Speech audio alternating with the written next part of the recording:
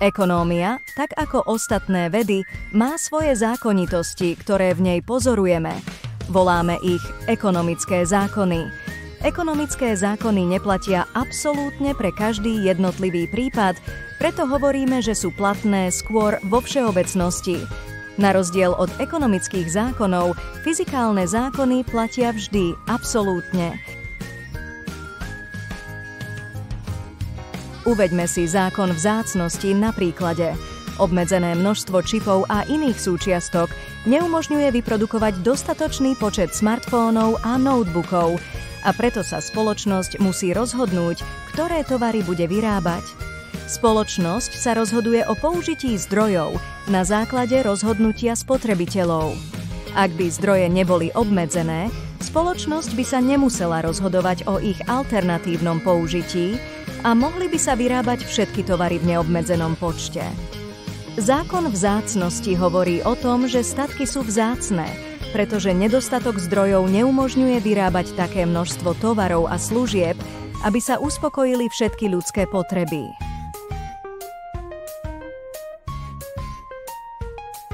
Obmedzenosť zdrojov neumožňuje vyrábať všetko, čo by sme chceli. Preto sa musíme rozhodnúť o ich alternatívnom použití. Toto je Michal, ktorý má obmedzené množstvo peňažných zdrojov a tak sa musí rozhodnúť, či si kúpi kabát alebo topánky.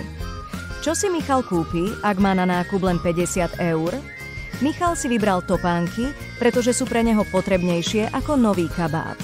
Kabát, ktorý si Michal nekúpil, predstavuje alternatívne náklady. Ich výška je 49 eur, teda cena kabáta.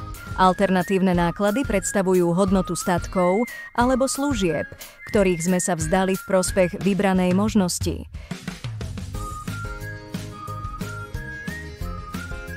Farmár Filip dokáže za jeden deň nazbierať 5 debničiek jabok. Filip si na pomoc zavolal svojho kamaráta Olivera. Spoločne dokážu nazbierať za jeden deň 9 debničiek. Oliver teda nazbiera navyše 4 debničky. Ku Filipovi a Oliverovi sa pridá ich kamarátka Nina. S jej pomocou dokážu nazbierať za jeden deň 11 debničiek.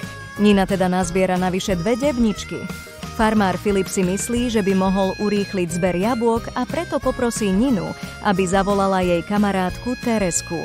Všetci spolu ale nazbierajú len 11 debničiek. Dodatočne tak Tereska nenazbiera žiadnu debničku, pretože v sade už nebol dostatok stromov.